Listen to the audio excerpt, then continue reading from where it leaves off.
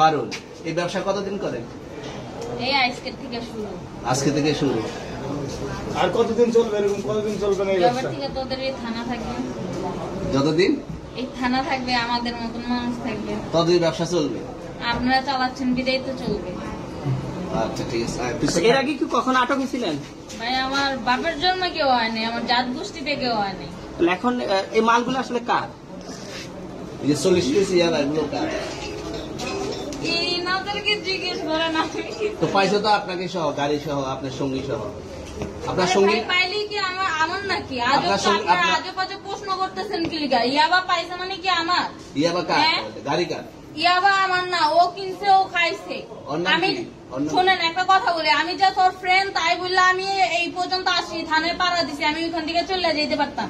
আমি একজন আর্টিস্ট, ওকে, আমার ডান্সার, আমার সবকিছু আছে।